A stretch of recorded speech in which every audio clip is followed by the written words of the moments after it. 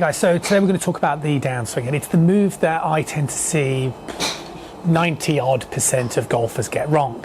Now, the thing that's prompted this video is obviously for lots of you that ask questions about the downswing whenever I talk about it, but also with reference to my online academy. Now, if any of you are interested, there are a few remaining spaces on my online academy, and for only £10 a month, you gain a swing analysis, and you also gain access to a video library of practice routines so that you can concentrate on doing one thing at a time and doing it correctly.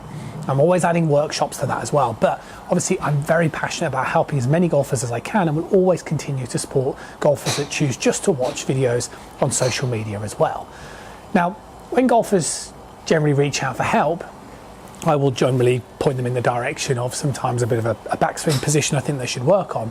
But in a high percentage of cases, the problem is most golfers start the downswing with a sort of firing of the right hip action. Now, as I've talked about many times on the YouTube channel, that the problem that this causes is it moves everything too far out in front of you. Okay, so if you imagine now, I was swinging in this sort of direction. As I start this downswing and I fire this hip forward, my shoulder pops up, my hands are going out this way, and I'm going to struggle fighting over the top, or I'm going to end up having to do something like excessively shallow the club, which is going to bring an instability coming in towards that impact area. So it's a problem that we need to try and eradicate. And I think the problem is when I speak to golfers about this particular problem, and I sort of say, look, you know, what do you think is triggering this? They'll say, well, I'm trying to just turn. I'm trying to turn in my downswing.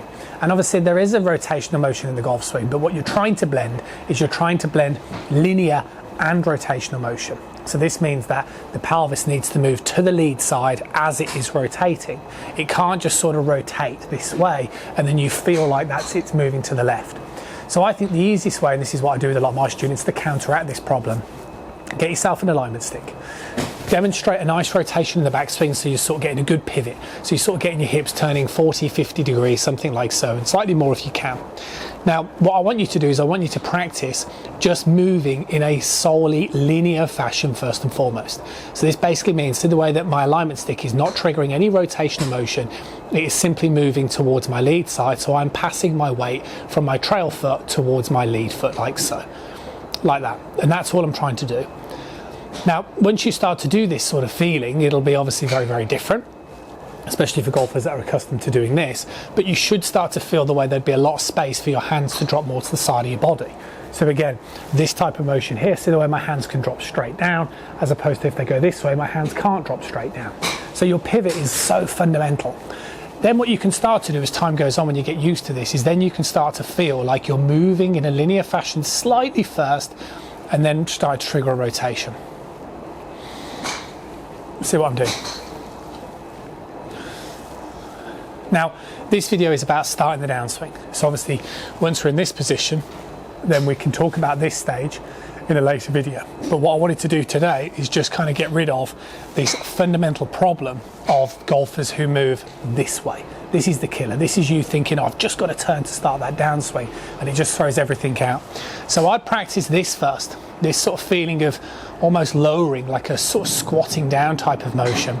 And then you can start to feel like you're integrating some rotational motion in towards that, like so. Now again, with a lot of my students that do a lot of the drills on transition, I'll often get them to use an object, something like a chair, behind you. So again, you clean the chair with your right pocket first, and then you can pull the left hip back onto the chair once you get the feeling. And then all of a sudden that sort of movement feels a little bit more natural. And once you kind of get used to that, then it won't feel as alien to be able to go from here to here, and then to know to go here.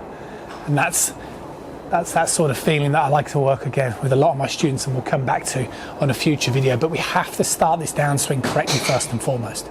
So the way I'd suggest it is repetition, repetition, repetition. So do lots and lots of reps of that type of movement. And then what you can do is swing up towards the top of your backswing, get that same feeling as you start the downswing, and then just do your best to get the club on the back of the golf ball from there. And maybe it's worth you sort of filming doing that. Turn.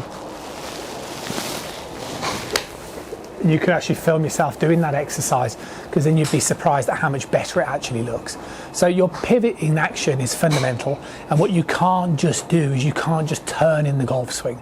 You have to balance this linear motion first and foremost. If you're a golfer who is suffering with over the top or any of the problems like I said where your downswing feels a little rushed or a little out of place, I bet my money that you are struggling with the pivot. See you guys soon.